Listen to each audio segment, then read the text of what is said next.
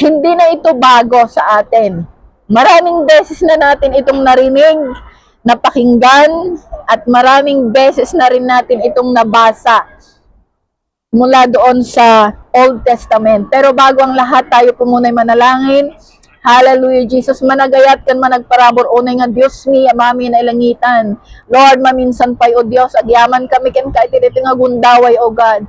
Ket Lord adtoy nga rod apo Dios nga tinmakder iti adipen mo apo Dios. Ket dawato ka di apo iti Santo Espiritu nga isu iti makipag-adda kanyak apo Dios tapno iti kasta adda ka di apo nga may deliver ko dagiti sasaom o Dios ayon sa inyong kalooban, Panginoon. At Lord, ako po'y humihingi sa inyo, O Diyos, ng double portion of anointing to speak, O God, that I would be able to speak according to your will, O Diyos. Kat ada nga put your words upon my lips, Panginoon. At lahat, O Diyos, ng mga lalabas sa aking mga bibig, I believe, O God, that they are all comes from you, Panginoon. Lord, agyaman kami, kat adang apo Dios nga, luktam, dagiti puspos, iti bawat may sakada kami, apo Dios. Ikan na kami tinananay nga panakaawat, o God, kat manyaman, apo Dios, dagiti kayat mo, apo, nga isuro kada kami, tiniti nga gundaway, o Dios. Lord, bigyan mo kami, Panginoon, ng teachable heart, o God. Lord, yung spirit of understanding, Panginoon, na nanggagaling sa inyo, O Diyos. That, Lord, sa mga corrections, O God, Lord, ay nandun, Diyos, natatanggapin namin ito, Panginoon, ng bukal sa aming mga puso, O Diyos.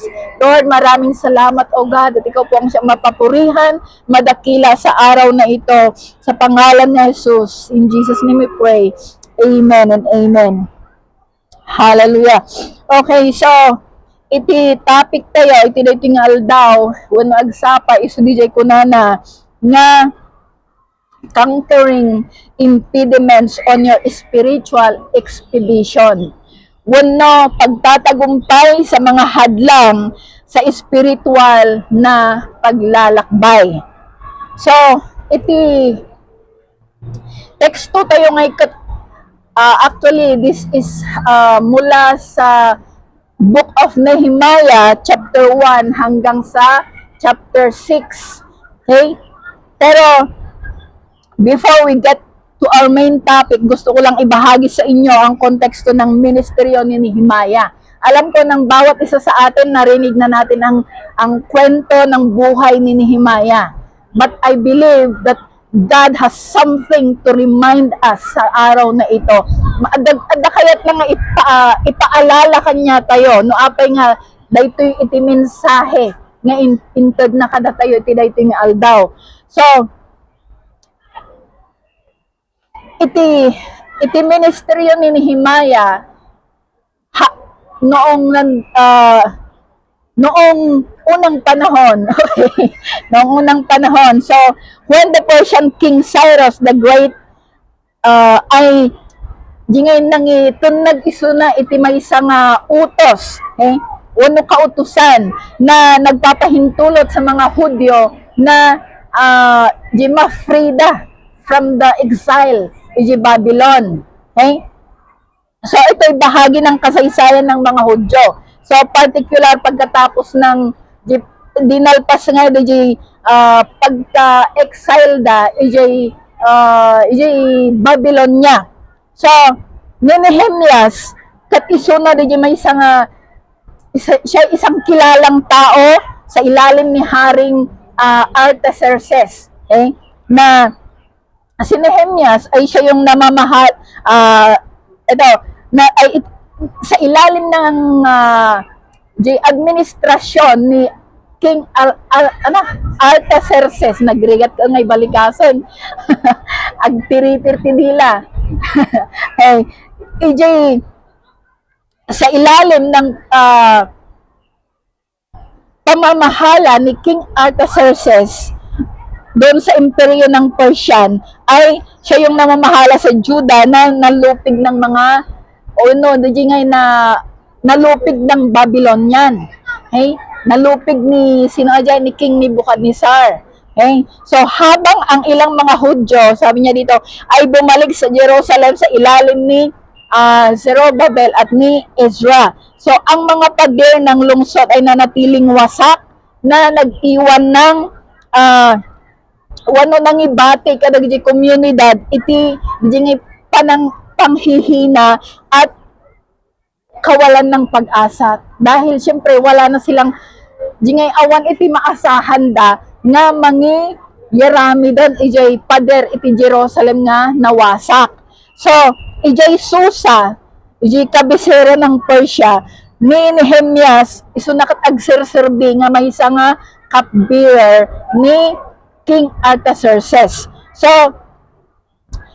siya isang mapagkatiwalaang cupbearer ni Haring Artaxerxes. So, ang papel na ito ay nagbibigay sa kanya ng direktang pakikipag-ugnayan sa hari. Di ba? Malapit siya sa hari. So, may iti posisyon na ngay napakalaking responsibilidad.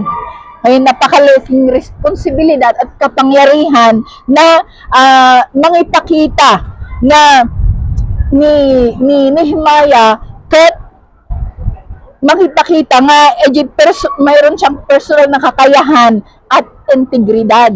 Okay? So, pero nagsimula ang kwento nang makatanggap si Nehemiah ng balita. Ngayon, jikabsat na nga ni Hanani na panagpasyak ijay Jerusalem.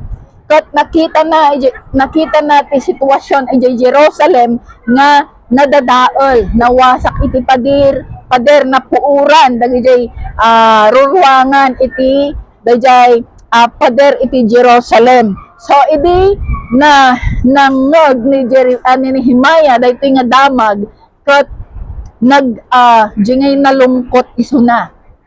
Kay nalungkot si Nehemiah at labis na nakaapekto kay Nehemias na nagdulot sa kanya ng pagluluksa. So anong ginawa niya nung anya inaramid na edi nabalitaan na dayjay nga damag. So hindi nga isunay jay tao ngay nga aduti sa una. Okay? Di ba ti maysa nga tao iti reaction iti maysa nga tao no adda iti madamag na ngay nga makaapekto kanya na ngay adun ngay dagiti sa nga rumor kanya nakarkaro no dagiti madinga damag adun dagiti pabasulon na, di ba? Ngam ni Nehemiah ngay kat iti naramid na nag-fasting and prayer isuna.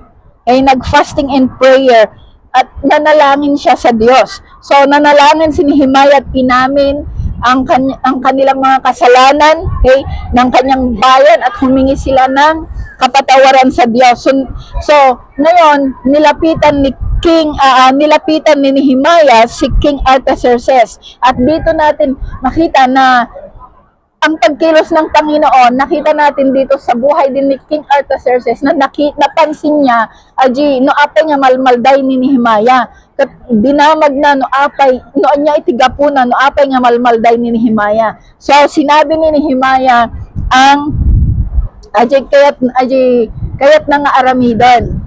So nagpray iso na, nagfast iso na, and after that imbaga na kini King Artaxerxes di kayat na nga aramidan nga kayat na nga agsubli di Jerusalem tapno ipatakder naman ng dayjay wall of Jerusalem na nawasak. So naglakbay si Nehemias patungong Jerusalem kung saan iti dayjay panaglakbay na hana nga imbagbaga kadag ijay tattao ijay Jerusalem nga mapaniso na ijay no dikot iti inaramid na naglakbay iso na iti nga iti rabiin na paniso na ijay nga napana-inspect. Okay, napana-inspect dayjay aglawlaw iti Jerusalem kat iti panang expect na ijay nga na nakita na no anya dayjay strategy nga aramidon na tapno maipatungpal na dayjay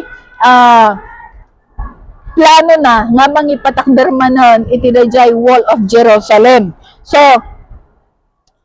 kasi no ngamin iti rason no apay nga hana nga imbagbaga amuna nga adu dagiti adu dagiti dayjay mang-upos kanya na, lalo na sa mga kalaban ko na tailanganan niya. Ado dagiti mang-upos kanya na kat iti iso nga idi dayjay time on nga naibaga na kadagijay leaders iti dagiti leaders nga kakadwa na iti Jerusalem ijay nga nag-react dayjay opposition nga isuda Sanballat, sino yan ni Sanballat, ni Tobia kini Geshem. One kat ijay nga nakita tayo iti reaction da nga handa kayat nga maipatuloy nga maipatakder wano mayaramid dayjay wall of Jerusalem. So sa harap ng pagtutol as dayjay ngay pagtutol dagiti da Sanballat nga nagsikap ni Nehemiah nga ipatuloy nga ipatakder dayjay wall of Jerusalem. Ket nangaramid nga rod ni Nehemiah iti strategy. Okay? So iti naramid na nga strategy isu dayjay ginudwana dagiti tauhan na tapno di duma isu da iti agaramid. Amen. So da iti agaramid dagiti duma isuda iti pinagbantay na kadagijay aglawlaw iti wall of Jerusalem wano iti Jerusalem tapno dagiti opposition wano dagiti mangupupos nga mangipat nga handa ko mga ipatuloy nga ramidon dayjay pader kat adda iti mangbantay wano adda nga iti dayjay mapan mangi baga kada ni Himaya nga adda dagiti umay nga manglapod kadakwada kat iti kasjay maun-unaan da isuda nga maharang tapno hanga madisturbo dagijay agar aramid wenno mangir aramid kadagijay wenno mang-reprepare ijay wall iti Jerusalem. So dito natin makita na sa kanyang bilang isang pangulo ay maraming mga hindrances. Okay? Maraming mga hindrances sa kanyang pagpapatupad sa kalooban ng Panginoon. At ganun din na sa kabila ng pagsubok ay natapos ang mga pader ng Jerusalem sa napakaikling panahon. Amen? So manungaal daw, it's only 52 days nga ikatnalpasdan na naaramid dayjay wall of Jerusalem. Amen? Kat dito'y makita tayo nga iti ima ni Apo Dios adda nga nang salaknib kadakwada tapno iti kasta may patuloy da nga uno mailepas da may palepas da nga aramidon dayjay pader nga nawasak. So ganun din sa atin mga kapatid. Okay? So nakita tayo no kasano nga nakangker uno napagbaligyan ni Nehemias dayjay dagiti hadlang iti diji panangyaramid na iti pader iti Jerusalem. Kada tayo mo bilang isang mananampalataya sa Diyos katulad ng sinabi ko kanina, maraming mga hadlang sa ating paglilingkod sa Panginoon, hindi lamang sa hanlang iti aglawlaw tayo no di kat uray pay iti bagitay mismo. Apay. Okay, so how to conquer the impediments on our spiritual expedition. Wano kasano tayo nga mapagtagumpayan dagiti hindrances iti biag tayo nga na spiritual. Okay? Number 1, kuna na supplication and abstinence. Supplication means ito yung formal, humble, and earnest plea or prayer. Okay? Ito yung ginawa ni Nehemiah, di ba? Nung nabalitaan niya na nawasak ang Jerusalem, anong ginawa niya? He mourned and fast and prayed. So, nanalangin siya, nagfasting siya, humingi siya ng tulong ng Panginoon. Kaya siya ay nagtagumpay sa kanyang ginawa. So, supplication, it implies a deep sense of humility. So, tayo, bilang mga mananampalataya, no adda iti madamag tayo wenno adda kumandag jay difficulties wenno pagsubok iti biag tayo nga no maminsan kaslahan tayo nga kaya. Okay? Kat anya iti aramidon tayo. Umasidag tayo kini Apo Dios. Amen. Umasidag tayo kini Apo Dios. Tapno iti kasta dumawat tayo kenkwana iti pigsa. Tapno iti kasta mabaulan tayo nga sarangton dagita nga pagsubok iti biag ti bawat maysa kada tayo. Kat kasapulan mo't nga adda kuma iti DJ panagpakumbaba. Amen. Adda kumamot iti DJ panagpakumbaba tayo. Even sa ating mga leaders, even sa ating mga kasamahan, han nga gaputa, DJ ngay, amuyo DJ, danger of familiarity nga kunana, nga gaputa amom iti may nga tao kot sige. Magamlat ta ti kayat no. Amen? So, adda kumamot kada tayo DJ, humbleness. Okay? So, nakita natin ang buhay ni Nehemiah, andon sa kanya yung spirit of humbleness. Amen? So, andun din sa kanya yung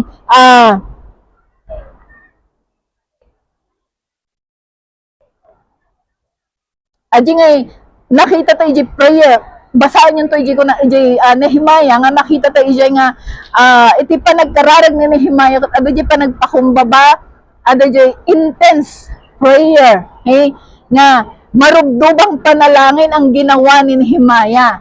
So ngayon a key is to acknowledge yung personal limitations natin na hindi tayo magre-rely sa ating gibukod tayong makakayanan. Okay? Agsipod ta awan iti mas nabilbilag ngam ni Apo Dios. Iti iti sa paglapit natin sa Panginoon ay siya yung nagbibigay sa atin ng kalakasan para mapagtagumpayan yung mga hadlang sa ating pananampalataya. And abstinence means it is used to form, sabi niya, it is used as a form of self-discipline, okay? Penance or purification, often practiced to focus on spiritual growth rather than physical comfort. So, sabi niya dito, ang pag-iwas ay tinutukoy bilang isang paraan ng disiplina sa sarili. So, kailangan din tayong mga mananampalataya ay may disiplina sa ating mga sarili. Amen? Na, han ko mga, DJ, di ba naman minsan ko, adangay nga DJ, uray tayo nga agkun ko na nga Kristiyano no maminsan, no, adang makikita tayo nga tattao nga, okay, kat dalawon tayo pailaang, di ba? So, kailangan din yung disiplina sa ating mga pananalita. Amen? Disiplina sa ating mga mata. Sometimes, numaminsan, dagijay mata tayo, iti source, iti panagbasol tayo. Okay? So nga, kailangan din sa ating mga mananampalataya ang self-discipline. Amen? So, tapno iti kasta nga ikat adda ko no adda kanya tayo iti DJ self-discipline, DJ humbleness nga ikat dita nga aggrow tayo iti na espirituan nga panagbiag. Amen? So, nakita natin dun sa Nehemiah 1, verse 1 to 4. Diba, di inaramid ni Nehemiah na nag-ayuno siya, nagdalamhati siya, nag-ayuno at nanalangin sa presensya ng Diyos ng langit. And even doon sa chapter 2, verse 4, ay bago niya sinagot ang hari kung ano ang kanyang gustong gawin, ay nanalangin siya. So, isinanggunin niya sa Diyos kung ano ang dapat niyang gawin. So, tayo bilang mga mananampalataya, before kumangay nga umadang tayo, kadagiti plano tayo, wano kadagiti amin nga aramidon tayo, ngay isangguni muna natin sa Panginoon kung ano yung dapat nating gawin. Kung will ba ng Panginoon or hindi pa, hindi or hindi. Okay? So, yon.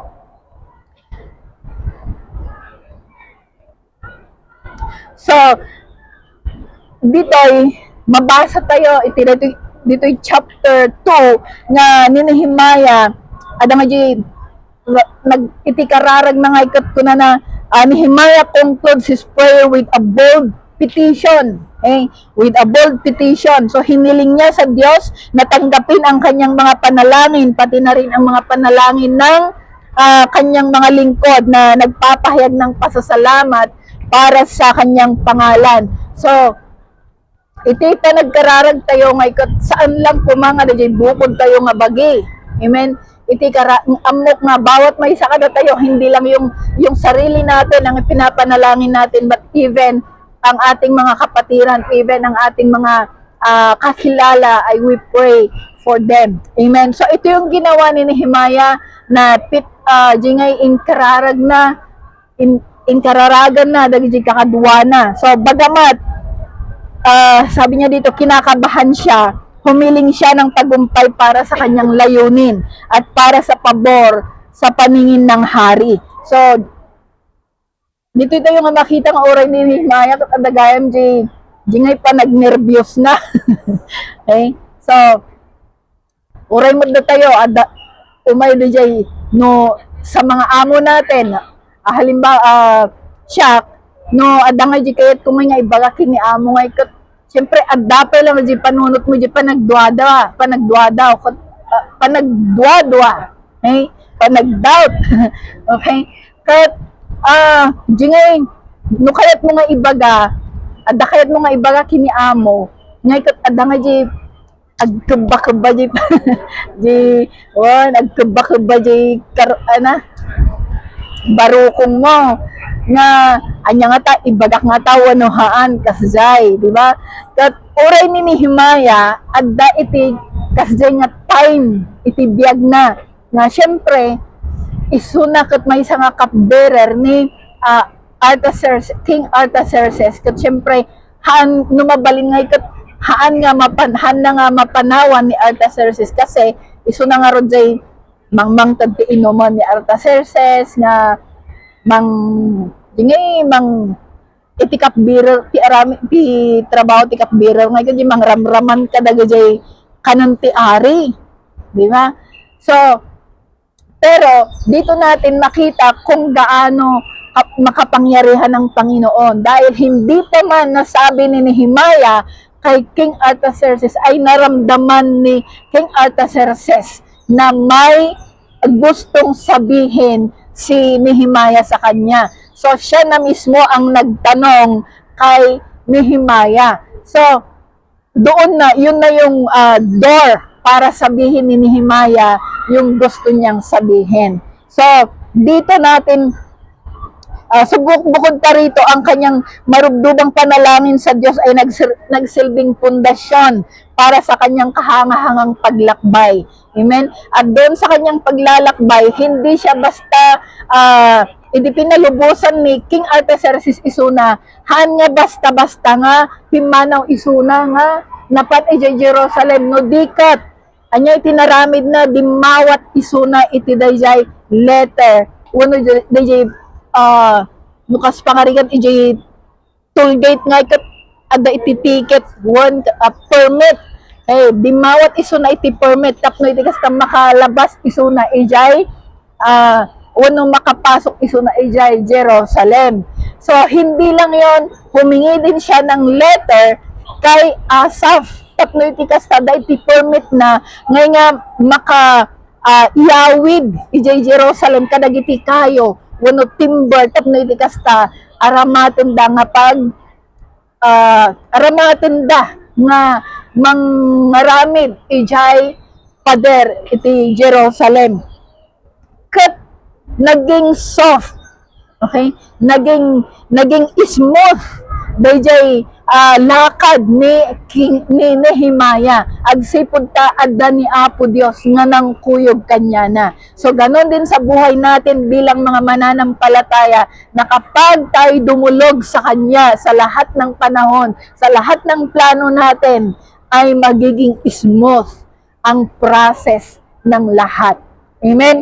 So dito, ipinakita nito ang kanyang malalim na pananampalataya sa Diyos kahit sa mga nakakatakot na pagsubok sa kanyang nararanasan. So, dito rin natin maranasan kung gaano makapangyarihan ang Diyos sa buhay natin.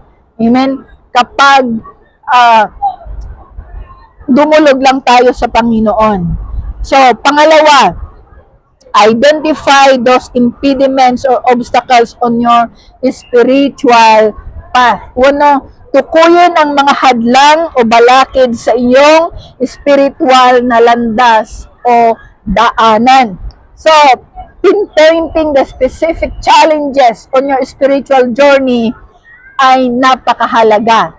Dahil hindi mo alam kung ano yung mga bagay na dapat mong i-overcome, kung hindi mo alam yung mga bagay na humahadlang sa yung paglakad sa yung spiritual na buhay. Amen? So, doon sa chapter 2, verses 7 to 8, so, yung sinabi ko kanina na hindi makakalabas o hindi makakapasok si Nehemiah doon sa Jerusalem kung wala siyang permit na pumasok doon.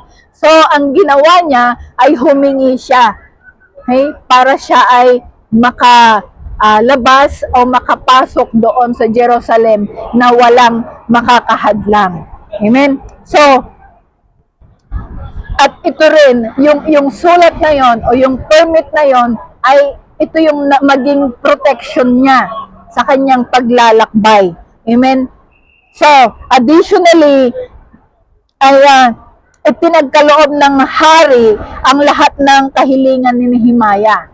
Okay? Pinagkaloob ng hari ang lahat ng kahilingan ni Nehemiah at ito'y patunay ng mapagpalang kamay ng Diyos na nasa sa kanya. Okay? So, ang banal na pabor na ito ay nagbigay daan sa mga mahalagang mapagkukunan at pahintulot na kailangan ni Nehemiah upang simulan ang muling pagtatayo ng pader ng Jerusalem. So, yung segment na ito ay binibigyang diin ng mahalagang hakbang sa pagkilala at pag-unawa sa mga hadlang na maaring lumitaw sa mga lakad na o sa landas natin o sa panahon ng spiritual na paglalakbay ng isang tao o sa spiritual na paglalakbay ng bawat isa sa atin.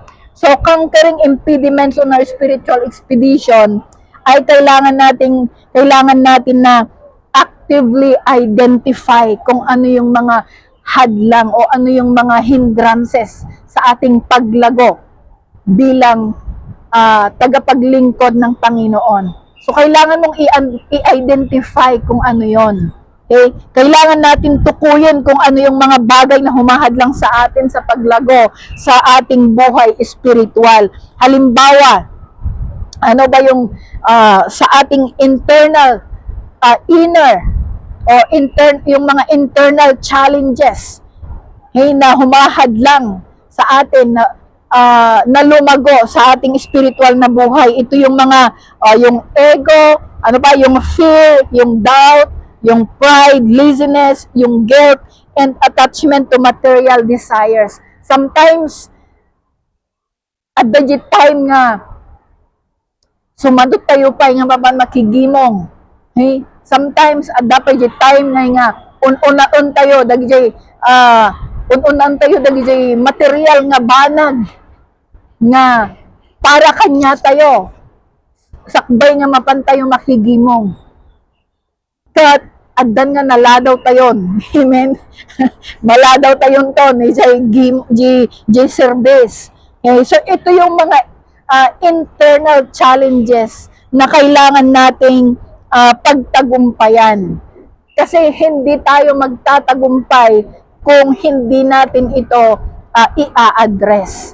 Amen. So, kailangan na i-address natin yung mga bagay na ito upang sa ganon ay magtagumpay tayo at mapaglabanan natin yung mga hadlang sa mga buhay nating spiritual. And yung mga ito yung outer challenges. Ano ba yung mga outer challenges? Ito yung mga negative influences. Okay? Yung social pressures, yung challenging life circumstances. So, ano ba yung mga negative influences? Ito yung mga social media platforms. Diba? Sometimes, nakaadukan, iti scroll, iti Facebook mo, kat, na awanan, iti oras mon. Okay? One, minsan dagitoy outer challenges nga kailangan nating pagtagumpayan. Okay? Kan dagitoy rapid spread of misinformation and disinformation. Okay, dagitoy minsan chismis kasjay.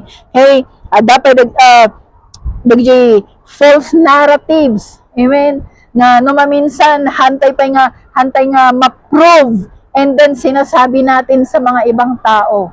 So, ito yung mga outer challenges na kailangan natin na pagtagumpayan. Dahil ang mga ito ay hindi nakakatulong sa ating paglago bilang mananampalataya. Amen? And sometimes yung resistance na yung procrastination, yung refusing to change, adaka di maminsan nga ikot, di nga hantayo kayat nga baliwan, di attitude tayo nga madi. Amen? Ay di central. Ada di may isa nga kadwata ijay. Kunana, hindi na ako mag-church kasi may attitude na hindi ko nagustuhan kunana. So ingana tata hanga nagsubsuble. So damdamagak ano ba yung attitude na hindi mo nagustuhan? Kunana, hindi na po mother, kunana, hindi ko na po sasabihin kunana. Tapos dinamag ko no sino. Hana mo nga ibaga. Ako na nga kaibagam tapno amok mo ti ibagak tapno mabagaan di tao tapno no anya di attitude na nga hamo kaya tapno mabalbaliwan na zayngam ko na ikat haanon kun siyak na lang ti syakon iti dumistansya ko na but those reasons are kumbaga hindi valid na reason, di ba? Dahil yun ay parang rason lamang upang makawala.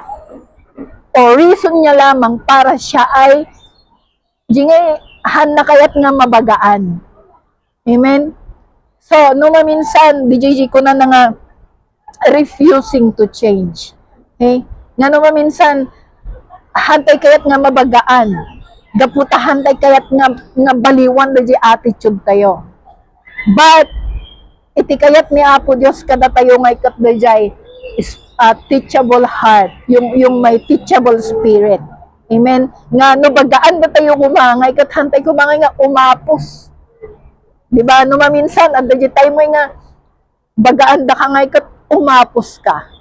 Gaputa hamo kayat nga mangeg dajay sao. Uno hamo kayat nga mangeg dajay handa kayat kanyam.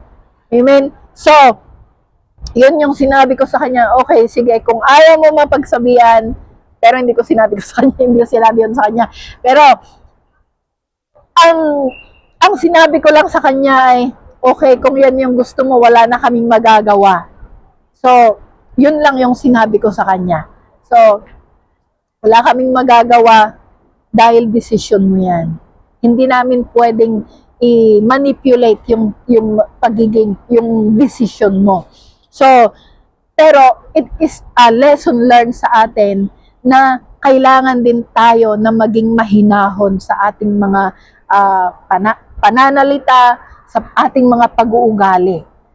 Kaya nga, yung sinabi ko kanina na we must identify kung ano yung mga bagay na nakakahadlang. Not only sa yung sarili, but even sa mga kapatiran natin. Kung ano yung alam mo na pwedeng makahadlang sa kanilang paglago. Amen? So, we need to identify and overcome those hindrances sa ating paglago. Amen? So, mas madali kasi na kapag alam natin yung mga bagay na makakahinder sa atin, ay mas alam natin kung ano yung iiwasan natin o kung ano yung i-repair natin sa ating mga sarili. Kaya kailangan tukuyin natin kung ano yung mga bagay na yon. Amen? So, we need to confront ourselves. Amen? Kasi kung hindi natin i-confront yung sarili natin, hindi natin ma-overcome yung mga makakahinder sa atin. And kailangan din na dumulog tayo sa Panginoon at kung ano yung nais ng Panginoon na kung ano yung sagot ng Panginoon sa atin, we also need to cooperate. Kasi walang silbi, awan silbi na, nga umasidag ka kini Apo Dios, ibagam deji kayat no ibagana deji kayat mo nga aramidam kat haang kamot lang nga makikooperate, di ba? So walang mangyayari. So we must cooperate kung ano yung nais ng Panginoon na gawin natin. Okay? Para tayo ay lumago at ma-overcome natin yung mga hindrances sa buhay natin. So, hindi may uwasan or obstacles are inevitable sa buhay ng bawat isa sa atin. At sa ating paglago spiritually, ay yung hindi ito yung nukuma line nga data poste straight, di ba?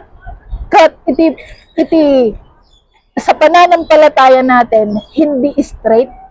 Meron din mga crossroads na kailangan nating pagdaanan. Amen? So, may mga crossroads of challenges that we must need to overcome. Amen?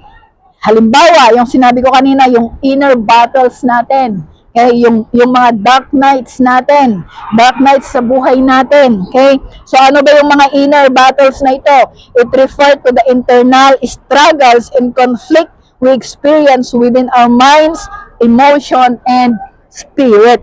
So, itinarigat nga kalaban tayo ngay katbayjay. Di panunot tayo. Yung inner battles.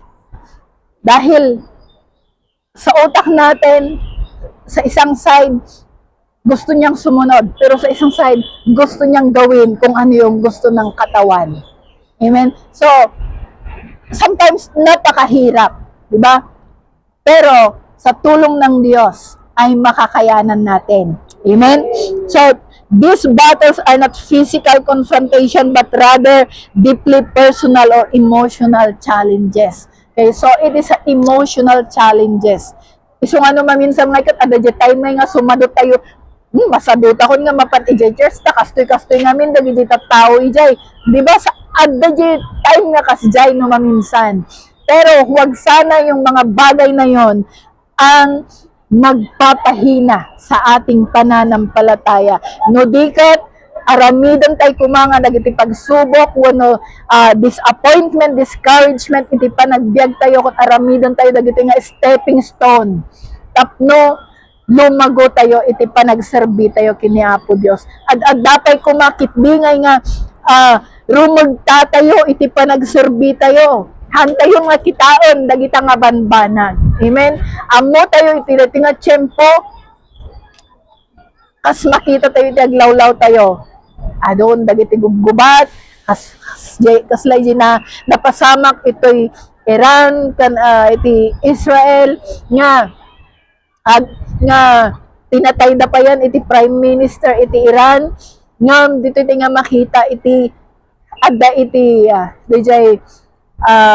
DJ nga adda iti kamayat na kan adda iti kamadina agsipod kadagiti Kristiyano dito'y Iran kat adangay nga naragsakan da manatay da prime minister da agsipod ta iti da prime minister da kat komunista hindi niya gusto na may mga mananampalataya sa kanyang lugar.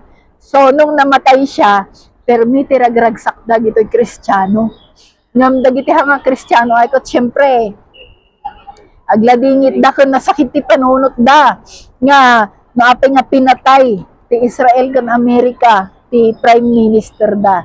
Ngam dito iti nga makita nga iti biag iti may nga Kristiyano nga ikat adda nga ipang pangrona da iti DJ kayat ni Apo nga oray pay ngamin iti Iran nga ikat adda nga they are aramidon da iti DJ service da under one underground hanga kasla kanya tayo dito nga oray sa dinno nga lugar kat mabaling nga aramidon tayo ngam ijay kat they are andun sila sa undergrounds na nagsiservice. So nung namatay yung prime minister ay na permiti ragragsakda nga oray lang nga napanda ijay kalsada nga nagkankanta ijay, di ba? So I know na nabuya yo dagijay nga paspasamak ijay Iran. So sometimes yung dark nights din natin, ito yung mga internal o inner battles natin. Ano ba yung dark nights? Nga kunana, it refer to us to a dark night of the soul. During dark nights, a person might feel a profound sense of emptiness. Okay? Yung meaninglessness or disconnection mula sa kanilang karaniwang pinagkukunan ng ginhawa at kasiyahan. So, ito ay mga panahon kung kailan ang pamilyar na angkla ay tila nawawala at maaaring magtanong ang isa sa kanilang paniniwala, layunin at maging ang kanilang mismong pagkakakilanlan. Na sometimes, dating nga, yung mga dark nights of the soul nga ko na nakanda ito, tas laki nga, ay ayaw mo tibagim, diba? Gapo iti, kinaado iti problema, ay ayaw mo dayjay bagim. Ngam, saan tayo kung mga itulok, nga ay ayon tibagi tayo. Panuluton tayo nga adda iti Apo. Amen. Adda ni Apo Dios nga pumamangan tayo. Tapno iti kasta iso na iti mangted kada tayo. Iti dayjay rigta iti panagserbi kan pigsa tayo nga mang-overcome kada gitoy nga trial iti panagbiag tayo. So, iti kadakulan, okay? Iti kadakulan nga obstacles are often mas di nga iti kadakulan nga obstacles kanya tayo nga ikot within ourselves matlaong. Within ourselves matlang, such as yung mga ego natin, yung desires natin, sometimes yung no di nga nalakata yung agungot, hey? No adda tinangag mo nga hamo nga kinayatan, ay na pumudo di pumudo di lapayag mo sibod mo lang nga kayat nga hamo kayat di nangugam, hey? That adon dagiti sao nga rumwar itingiwat tayo dayjay greed, guilt, and the tendency to identify with the material world. Ano ba minsan ununaan tayo dagiti material nga banag bago natin gawin kung ano yung gusto ng Panginoon sa buhay natin. So instead of avoiding difficulties kunana, one must see them as stepping stone. Okay? I-confront natin head on. Hindi natin kailangan na i-avoid yung mga obstacles na ito. Dahil ang mga ito ay inialaw ng Panginoon na maranasan natin para tayo ay mas tumatag sa ating pananampalataya. Amen? So, mga agyaman kakit no adda iti umay nga trials iti panagbiag mo agsipod ta ditam nga marikna iti kapangyarihan ti Dios iti biag mo ditam nga marikna iti dayjay ayat ni Apo Dios. Amen. Sipod ta no awan iti problema, awan iti trials iti biag tayo ay kat baka dingay pakuya-kuya-koy tayo lang ako nada, di ba? Pakuya-kuya-koy tayo lang ako nada. But, when you have those trials in our lives, at dangay nga, mapanunot mo, maumasidad kini Apo Dios. Agsipod ta no smooth amin titaray tibiyag tayo akit baka hantay nga mapanunot nga masidad iti Apo. Ngam gapo kada iti trials, iso nga kuna nang aramidon tayo nga stepping stone, tapno datayokot tumibker, datayokot lumago, iti panagserbi tayo kini Apo Dios babaon kada gitoy nga panubok iti biag. Amen. Pangatlo, ascertain what requires restoration, then reconstruct. Ascertain what requires restoration, then reconstruct. So, sabi niya, i-determine tayo no anya dagiti kasapulan nga i-restore tayo and then actively reconstruct those aspect. Hey, no kuma halimbawa iti ministry, no anya nga ministry iti kinabibilangan. Halimbawa iti music ministry, musika ket sila nga sumagsalutkan nga makitar-participate ijay activity iti music ministry ay kat dayta ti masapol nga i-restore mo and then i-reconstruct mo. Kat umuna nga ramidon tayo isudijay, umasidag tayo kini Apo Dios. Dumawat tayo iti dayjay joy. Sipad ko naman minsan, itirason tayo naman minsan, aslawanan itiragsak ko. Awanan itiragsak ko, gapo kadagiti disappointment, kadagiti discouragement nga makikita. Ngam, nabilbilag ni Apo Dios. Amen? Amo yung adagi topic mi, ijay session mi, ijay music ministry, ito'y central, di ko na nga magnifying the Lord. And, kuna na, nga, magnifying the Lord means, di aramidon tayo kung mga mas dakdakal ni Apo Dios, kaysa di mga problema tayo. Okay? Ta, diba, amo yung magnifying glass, diba? No ikastam ijay, no babasit na di letra, iti di libro, kat no ikastam ijay magnifying glass, dumakal, di jay letra na. So, ganun, ang Panginoon, gawin natin na mas malaki yung Panginoon sa mga problema natin o sa mga nararanasan natin, sa mga problema natin. Amen? Na gawin natin siyang mas bigger than our situation. Okay? So, kung anyaman dagi ngay maramram mapadpadasan tayo o nararanasan natin na mga discouragement na nakaka-discourage sa atin sa ating paglilingkod o pananampalataya, let us give them to the Lord. Dahil ang Panginoon, walang imposible. Palagi natin naririnig, walang imposible at walang mahirap sa Diyos. Amen? So, pinpointing the specific areas or aspect that require renewal or repair to progress spiritually and lead to spiritual growth. Okay, so, kapag na-identify mo or na-determine mo kung ano yung mga bagay na dapat mong i-repair, ay mas madali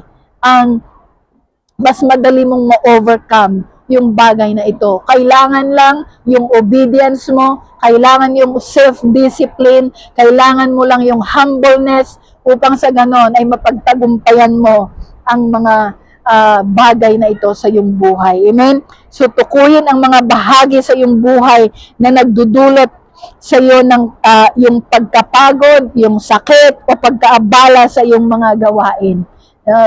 Halimbawa, no, aday para aramin ni leader iti leader iti music ministry, aday para aramin na kanyayo, huwag nyo sanang haan kumangay nga dadya adopay lang iti complain. Okay?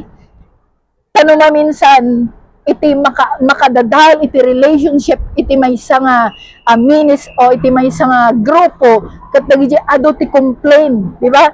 Ado dagijay reklamo. Kat syempre no maminsan ay kat no ni leader ti music ministry akot mangag na dagita nga complain, syempre adamot aji, syempre meron din siyang pakiramdam na masasaktan. Okay? Apay nga kastoy. Okay?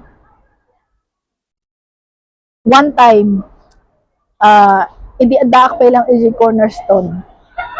Namin siya iti naramid nga leader iti music ministry. Kat adji may isa nga member na ngay binagaak nga we are in a meeting, binagaak na kastoy ano kanya na no kastoy mo ang practice tayo akot adda kamot kuma na kat bigla nga nag-ugaog nga ngay among di ubingay nga agsangit nga agwala ay nakidtudak pa agsangit nga agwala kat kuna na palagi na lang ako yung tinitignan ninyo kunana nakidtutak iso nga si Mardungak na apay nga kasta kat nagsayaat mo di pa nang ibagak kanyam unak iso nga ngam dati nga uray pa lang amin idihaan nga siyak iti DJ leader DJ talaga nga kasjayan DJ ugali na ngam iso di kunak nga saan ko nga no binagaan dat tayo dagiti leader tayo ngay ket saan tay ko mga sakiton. Amen. Agsipud ta di haan mo't nga pag hantay mo't nga pagdaksan. Amen. Di ba? Hantay mo't nga pagdaksan di ibagada no di ket pagsayaatan tayo. Yun nga lang, kailangan natin yung willingness. Okay? Kailangan natin yung humbleness. Okay? Para maging mahinahon yung grupo natin. O maging, tawag na dito yun, maadda kanya to harmony. Okay? Iti may nga grupo. No adda iti panag may sa tayo. Amen? So, yan yung nais ng Panginoon sa atin. So, tukuyin kung ano yung mga ninakaw ng kaaway sa ating buhay. So, ano yung sinira ng kaaway sa ating buhay o ano yung mga nawala. Okay? Baka nawala yung passion mo sa pagkanta, nawala yung passion mo sa yung ministry. Kailangan na humingi ka sa Panginoon ng kagalakan upang sa ganon ang Diyos mismo ang kumilos, but you need to cooperate. Amen? Kailangan natin makikooperate sa gusto ng Panginoon sa buhay natin. At upang sa ganon, makaramdam tayo ng kapayapaan sa ating buhay. Amen? Hallelujah. So, yan, kapag natukoy mo na ang mga bagay that requires restoration in your life, you must allow God to work on it.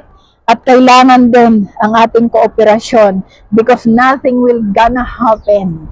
Kahit na humingi ka pa ng tulong sa Diyos, nothing will gonna happen kung hindi ka makikipag-cooperate sa kagustuhan ng Panginoon. Amen? So yan ang mensahe sa atin.